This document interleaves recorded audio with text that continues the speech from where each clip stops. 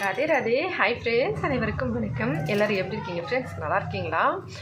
நான் சேனல் ஆரம்பித்து இந்த 8 வருஷத்தில் நிறைய ஃப்ரெண்ட்ஸ் கேட்குற ஒரு சில கொஷின் என்னென்னா, நீங்கள் தமிழா, எங்கே ஒடிஷாவில் போய் மேரேஜ் பண்ணியிருக்கீங்க, அங்கே இருக்கீங்களா, சென்னையில் இருக்கீங்களா, அந்த மாதிரி நிறைய தடவை நிறைய ஃப்ரெண்ட்ஸ் கேட்டிருக்காங்க.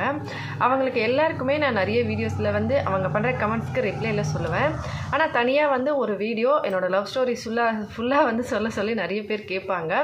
நானும் அடிக்கடி சொல்லணும்னு நினைப்பேன். ஆனால் சரி, கொஞ்சம் சொல்லவே இல்லை. சரி, இன்றைக்கி இந்த வீடியோவில் நான் ஃபுல்லாக என்னோடய ஸ்டோரி சொல்கிறேன். ஆக்சுவலாக எங்களோட லவ் ஸ்டோரி என்னோடய அம்மா வீட்டு சைடு அந்த எல்லோரும் ஒத்துக்கிட்டாங்களா, ஹஸ்பண்டோட வீட்டு சைடு ஒத்துக்கிட்டாங்களா, அந்த மாதிரி தான் நிறைய பேர் கொஸ்டின்ஸ்லாம் கேட்பாங்க. எல்லாமே இந்த வீடியோவில் சொல்ல முடியுதான்னு பார்க்குறேன். அப்படி முடியலன்னா பாதியில் நிப்பாட்டிட்டு இன்னொரு நாளைக்கு இன்னொரு பாதியாக சொல்கிறேன். ஏன்னா கொஞ்சம் பெருசாக இருக்கும். அதனால் ஃபஸ்ட்டு நான் சென்னை தான். என் ஹஸ்பண்ட் ஒடிஷா. கல்யாணத்துக்கு முன்னாடி நாங்கள் ஒரு 7 இயர்ஸ் போல் லவ் பண்ணியிருந்தோம். நான் என் அப்பா அம்மாவுக்கு ஒரே பொண்ணு. எனக்கு அண்ணா தம்பி கிடையாது. நான் ஒரே பொண்ணு. அதனால் வீட்டில் நல்லா செல்லமாகவே என்னை வளர்த்தாங்க. என் அம்மா அப்பா கல்யாணம் ஆகி ஒரு 13 வருஷம் வரைக்கும் குழந்தைங்க இல்லையா. அதுக்கப்புறம் தான் நான் பிறந்ததா சொல்லுவாங்க. அதனால் என்னை ரொம்பவே பாசம் கொடுத்து வளர்த்தாங்க. அப்பா நான் 8th ஸ்டாண்டர்ட் படிக்கும்போது திடீர்னு ஹார்ட் அட்டாக்ல இறந்துட்டாங்க. அப்பா இறந்ததுக்கு அப்புறமா அம்மா ரொம்பவே கஷ்டப்பட்டு தான் என்னை படிக்க வச்சாங்க. +2 வரைக்கும் படித்தேன். +2 படிச்சுட்டு அதுக்கு மேலே காலேஜ் ஜாயின் பண்ணேன். ஆனால் அம்மாவால் ஃபீஸ்லாம் கட்ட முடியலை. கொஞ்சம் கஷ்டமாயிடுச்சு. வசதி இல்லை அப்படின்றதுனால நான் படிப்பை நிப்பாட்டினேன். அந்த இடத்துல அம்மா ஒர்க் பண்ணுற இடத்துலையே நானும் வேலை செய்யலான்னு சொல்லிட்டு 2 பேருமே அங்கே வேலை செஞ்சோம். அப்போ அங்கேருந்து வந்த காசை வச்சு நம்ம படிப்பு தான் படிக்கலை, கம்ப்யூட்டர் கோர்ஸ்லாச்சும் கற்றுக்கலாம் அப்படின்னு சொல்லி தான் ஒரு கம்ப்யூட்டர் கோர்ஸில் ஜாயின் பண்ணியிருந்தேன். அங்கே சேர்ந்துட்டு ஒரு சில கோர்சஸ்லாம் படித்தேன். கொஞ்சம் கொஞ்சமாக படிச்சுட்டு இருக்கும்போது தான் அப்போ தான் என் ஹஸ்பண்ட் அந்த கோர்ஸ் படிக்கிறதுக்கு வந்திருந்தாங்க, கம்ப்யூட்டர் கோர்ஸு. அவர் ஒடிஷாலேருந்து சென்னையில் வேலை செஞ்சுட்டு இருந்தார் ஒரு மேனுஃபேக்சர் கம்பெனியில். அவர் கம்ப்யூட்டர் கோர்ஸில் பார்க்கும்போது நான் பேசிவிட்டு அதுக்கப்புறம் தெரிஞ்சது அவர் ஒடிஷா அப்படின்னு சொல்லி. அவர் ஒர்க் பண்ணிகிட்ருக்காரு. அவருக்குமே படிப்பில் இன்ட்ரெஸ்ட் இருந்ததுனால அவர் கம்ப்யூட்டர் கோர்ஸ் கற்றுக்கிறதுக்காக வந்திருந்தார். அப்புறமா பார்த்தா நான் ஒர்க் பண்ணுற இடத்துல அதே கம்பெனிக்கு அவங்களும் ஒரு குரூப்பாக ஆளுங்கள்லாம் வேலைக்கு வந்திருந்தாங்க. அந்த கம்பெனிக்கு அவரும் வந்திருந்தார். அப்போ அதுக்கப்புறம் பேசி பழகி லவ் பண்ண ஆரம்பிச்சிட்டோம். லவ் பண்ணிவிட்டு வீட்டில் நான் ஃபஸ்ட்டு அம்மா கிட்ட சொன்னேன். என்னென்னா 90s கிட்ஸு லவ்லாம் எப்படி இருக்கும் அந்த காலத்தில் தெரிஞ்சிருக்கலாம், 15 வருஷத்துக்கு முன்னாடி. அதுக்கப்புறம் ஒர்க் பண்ணிவிட்டு 2 பேரும் பழகி லவ் பண்ண ஆரம்பித்த அப்புறமா வீட்டில் என்னோட சொந்தத்தில் மேரேஜ் பண்ணிக்கிறதுக்காக அத்தை பசங்க, மாமா பசங்க, அந்த மாதிரி சொந்தத்தில் நிறைய பொண்ணு கேட்க ஆரம்பித்த உடனே அம்மா என்னை கேட்க ஆரம்பிச்சிட்டாங்க. அப்போ நான் சொன்னேன், இந்த மாதிரி நான் லவ் பண்ணுறேம்மா அப்படின்னு சொல்லி. அம்மா என்ன சொன்னாங்கன்னா, அம்மா சொன்ன முதல் வார்த்தையே என்னென்னா, ரொம்ப தூரமாக இருக்கே, எப்படி அது செட் ஆகுமா, ஏன்னா இங்கேன்னா பரவாயில்ல அப்படின்னு தான் சொன்னாங்க ஃபஸ்ட்டு. அதுக்கப்புறமா நான் சொல்லி புரிய வச்சுட்டேன். அம்மா சரின்னு சொன்னாங்க. அப்புறமா போய் என் ஹஸ்பண்ட் கிட்ட இந்த மாதிரி சொல்கிறா, லவ் பண்ணுறேன்னு சொல்லி, அதெல்லாம் தெரியல அவளுக்கு, ஏதோ சொல்கிறா அப்படின்னு சொல்லிட்டு அம்மா சொன்ன உடனே ஹஸ்பண்ட் நானுமே லவ் பண்ணுறேங்க, ஆனால் கண்டிப்பாக நான் வீட்டில் ஃபஸ்ட்டு சொல்கிறேன், வீட்டில் சொல்லிவிட்டு அதுக்கப்புறமா நான் உங்களுக்கு சொல்கிறேன், ஏன்னா கண்டிப்பாக பெரியவங்களோட சம்மந்தம் நமக்கு வேணும், அதனால் அப்படின்னு சொல்லிட்டு சொன்னார். அப்புறமா வீட்டில் ஹஸ்பண்ட் சொன்னார், என்னோடய ஃபோட்டோ கொண்டு போய் கொடுத்தாரு. அப்போ வீட்டில் அக்கா, எங்கள் நாத்தனார் ஃபோட்டோ அப்பா அம்மா கிட்ட காமிச்சு இந்த மாதிரி லவ் பண்ணுறேன்னு சொல்கிறான் அப்படின்னு சொன்ன உடனே அவங்க ஐயோ தமிழ் பொண்ணா, எப்படி கல்ச்சர், நம்ம இது செட் ஆகுமோ செட் ஆகாதோ, எப்படி எதுவுமே தெரியாமல் எப்படி அப்படின்னு சொல்லி யோசித்தாங்க. அப்புறமா சரி பார்க்கலாம் அப்படின்னு சொன்னாங்க. அப்புறமா எங்கள் மூத்தாருக்கு ஃபஸ்ட்டு கல்யாணம் ஆகட்டும் அப்படின்னு சொல்லிட்டு ஹஸ்பண்ட் சொன்னார். சரின்னு ஹஸ்பண்ட் ஃபஸ்ட்டு வெயிட் பண்ணோம். நாங்கள் 2 பேருமே மூத்தாருக்கு கல்யாணம் ஆகி ஒரு 3 வருஷம், கிட்டத்தட்ட 3 வருஷம் ஆகிடுச்சு. மூத்தார் கல்யாணம் முடிஞ்சு மறுபடியும் ஒரு 3 வருஷம் கழித்து நாங்கள் கல்யாணம் பண்ணிக்கிட்டோம். 2014 ஜூன் மாதம் எங்களுக்கு கல்யாணம் ஆச்சு. எங்கள் மாமியார் மாமனார் ஊர்லேருந்து கொஞ்சம் சொந்த பேர், ஒடிஷாவில் இருந்து கொஞ்சம் ஆளுங்க தான் வந்தாங்க. தமிழ்நாட்டில் கல்யாணம் பண்ணிக்கணும். திருவொற்றியூரில் தேரடி கோயிலில் கேட்டதுக்கு அவங்க முன்னாடியே சொல்லியிருக்கணும் அப்படின்னு சொன்னாங்க. நாங்கள் முன்னாடியே சொல்லலை அப்படின்றதுனால டோல்கேட் கோயிலில் நாங்கள் கல்யாணம் பண்ணிக்கிட்டோம். சிம்பிளாக எங்கள் கல்யாணம் இருந்தது. என்னோட அம்மா வீட்டு சொந்தத்துலேருந்து ஒரு சிலர் வந்து வேண்டாம் அப்படின்னு சொன்னாங்க. என்னோட அம்மாவோட அண்ணா அப்படி ஒரு முறைன்னு வச்சுக்கலாமே. அவங்க வந்து என்ன சொன்னாங்கன்னா, ஒடிஷாவா, வீடெல்லாம் இருக்கோ இல்லையோ, வசதி இருக்கோ இல்லையோ, என்ன அப்படின்னு சொல்லிட்டு கேட்க ஆரம்பிச்சிட்டாங்க. அப்போ வந்து என் அம்மா வந்து அவங்களுக்கு யாருக்குமே என்ன சொன்னாங்கன்னா, என் பொண்ணு வந்து ஆசைப்படுறா, அவள் வந்து ஆசைப்படுறான்றதை விட அந்த பையன் வந்து ரொம்ப நல்லா பார்த்துப்பாங்கன்னு ஒரு நம்பிக்கை இருக்குது. நான் கிட்டத்தட்ட ஒரு 7 வருஷமாக பார்த்துட்ருக்கேன். அவங்க அப்பா, அம்மா, அக்கா, அண்ணா அப்படின்னு சொல்லி எல்லாருமே ஃபேமிலியில் பார்க்குறாங்க. ரொம்ப ஒரு நல்ல பழக்கமாக தெரியுது. அதனால் கட்டிக்கிட்டால் நல்லா பார்த்துப்பாங்க அப்படின்னு சொன்னாங்க. அப்போ வந்து மாமா சொந்தத்தில் கல்யாணம் பண்ணுறதுக்கு மாமா அத்தை இவங்கெல்லாம் கேட்கும்போது கொஞ்சம் பிரச்சனை பண்ணிட்டாங்க. சொந்தத்தில் தான் கல்யாணம் பண்ணோம், அப்போ தான் வந்து கிராமத்தில் இருக்க சொத்து அப்படி இப்படின்னு சொல்லி.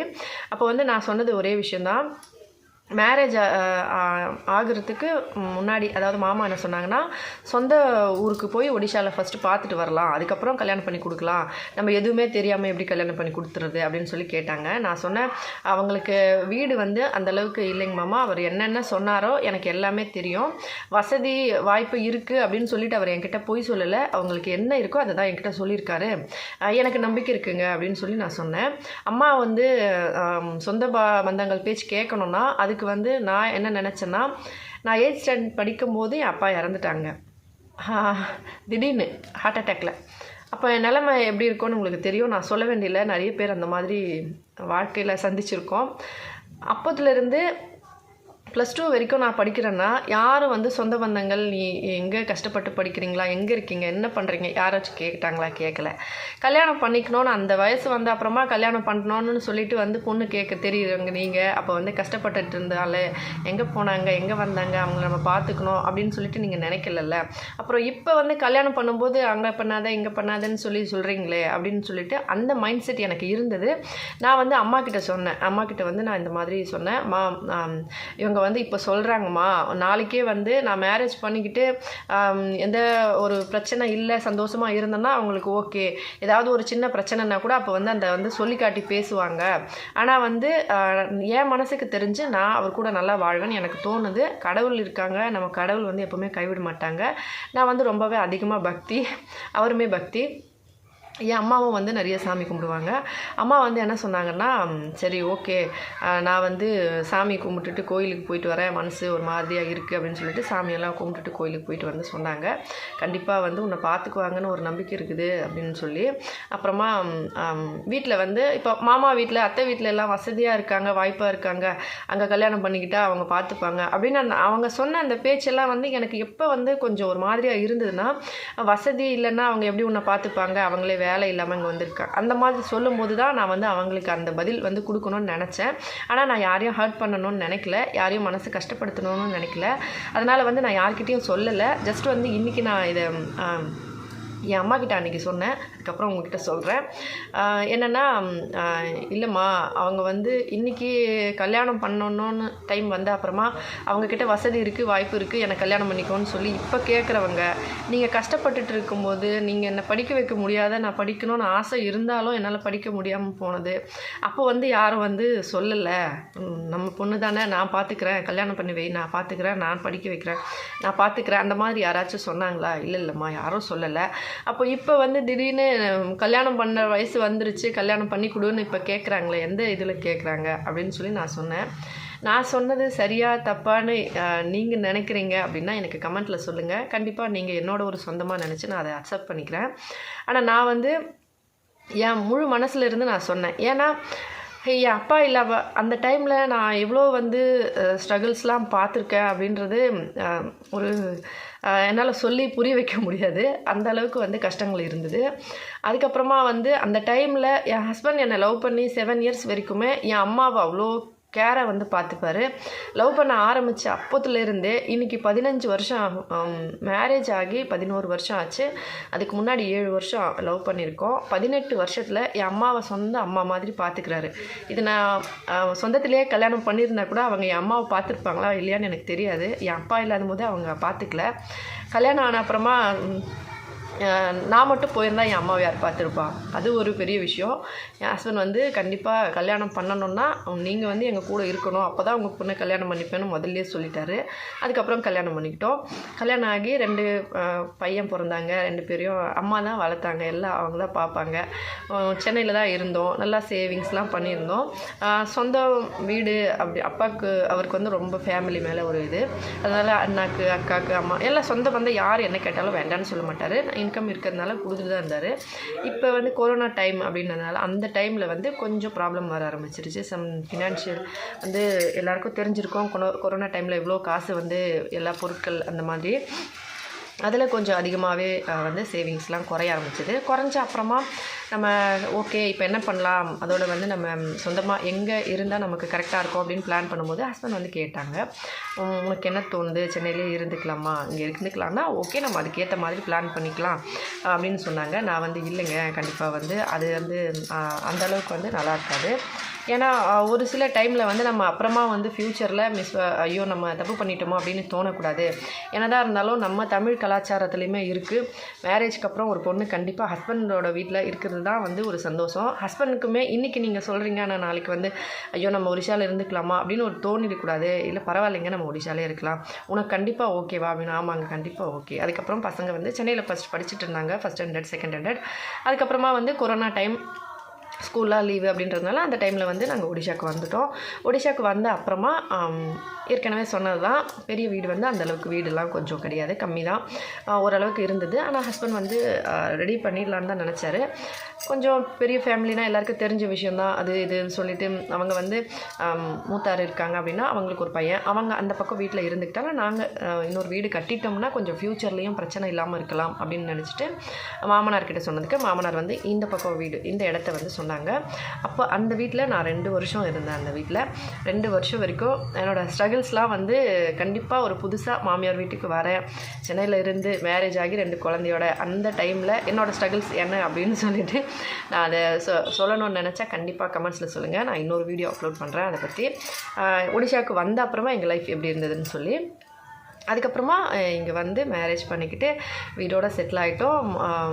என்னோடய ஜுவல்ஸு அப்புறமா ஹஸ்பண்டோட பைக்கு எல்லாத்தையும் சேல்ஸ் பண்ணிவிட்டு வீடு கட்டிட்டோம். இருந்த சேவிங்ஸை வச்சு ஹஸ்பண்ட் வந்து அவரோட பைக்கும் ப்ளஸ் ஜுவல்லு எல்லாத்தையும் வந்து சேல்ஸ் பண்ணிவிட்டு அதுக்கப்புறம் அவரோட சேவிங்ஸ் எல்லாத்தையும் போடும்போது நான் வந்து ஜுவல்ஸ்லாம் வச்சுருந்தேன் கொஞ்சம். அம்மா வந்து ஊர்லேருந்து நிலத்தை விற்றுட்டு நகை கொண்டு வந்தாங்க.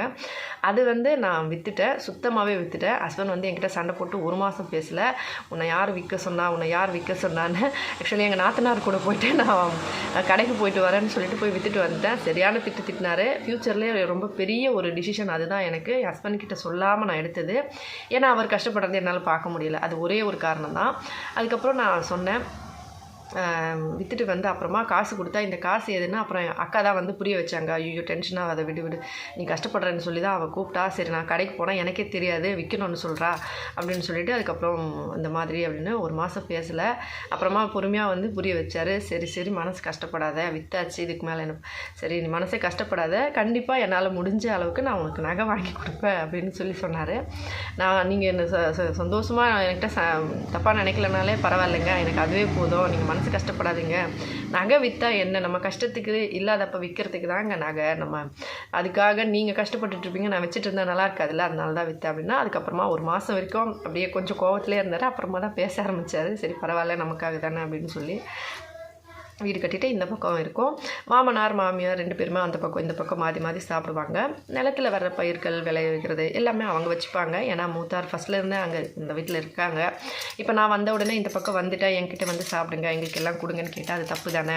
நம்ம வந்திருக்கோம் அங்கேருந்து, அவங்களும் இங்கே அவ்வளோ நாள் நிலத்து வேலை எல்லாமே பார்த்துட்டு இருந்தாங்க. நம்ம வந்த உடனே எங்களுக்கு எல்லாத்துலேயும் கொடுங்கன்னு சொல்லி கேட்டால் அது தப்பு. அவங்களுக்கும் அது ஒரு வாழ்வாதாரமாக அவங்க வாழ்ந்துட்டுருக்காங்க. சரி அவங்களே எல்லாமே வச்சுக்கிட்டோம். அப்பா அம்மா அந்த பக்கம் சாப்பிட்ற மாதிரி ஒரு கணக்கு. ஆனால் இந்த பக்கமும் சாப்பிடுவாங்க, அந்த பக்கமும் சாப்பிடுவாங்க. அதோட ஹஸ்பண்ட் வந்து இது வரைக்குமே வந்து மந்த்லி அப்பாவுக்கு காசு கொடுக்குறது நிப்பாட்டவே மாட்டார். எப்போவுமே நம்ம கஷ்டமாக இருந்தாலுமே சரி. இப்போ நிறைய லோன்லாம் கூட ஒரு தடவை 2-3 தடவை வாங்கியிருக்கோம் வீடு கட்டின அப்புறமா கொஞ்சம் ப்ராப்ளம்னால. அப்போ கூட அவரோட கடமையில் கரெக்டாக இருக்கணும் அப்படின்னு நினைப்பாரு. அப்பா அம்மாவுக்கு நம்ம கொடுக்க வேண்டியது கொடுக்கணும், சென்னையில் இருக்கும்போது எப்படியோ இங்கேயும் அப்படி தான் அப்படின்னு சொல்லிட்டு நினைப்பாரு. அப்படின்னு சொல்லிட்டு கொடுப்பாரு.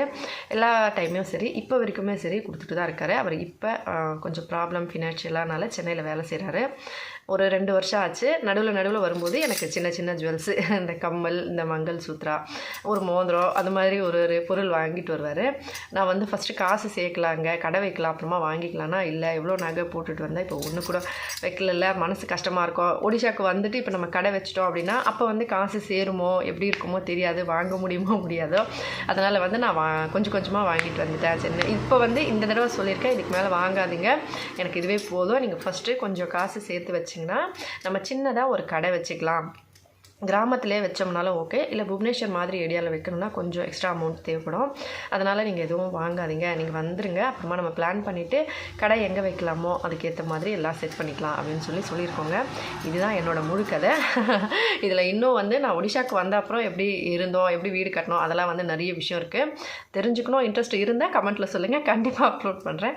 வீடியோ பிடிச்சிருந்தால் லைக் பண்ணி ஷேர் பண்ணி சப்ஸ்கிரைப் பண்ணுங்கள். எத்தனை பேருக்கு இந்த நான் சொன்ன என்னோட இந்த லவ் ஸ்டோரி ஓகே, இல்லை நான் சொன்ன ஒரு சில விஷயங்கள் ஏதாவது தப்பாக இருக்குது அப்படின்னு தோணுச்சுன்னா மறக்காமல் கமெண்ட்ஸில் சொல்லுங்கள். வீடியோ பிடிச்சிருந்தால் லைக் பண்ணி ஷேர் பண்ணி சப்ஸ்கிரைப் பண்ணுங்கள். ஹெல்த்தியாக சாப்பிட்டு சந்தோஷமாக சேஃபாக பத்திரமா வருங்க. நன்றி, வணக்கம்.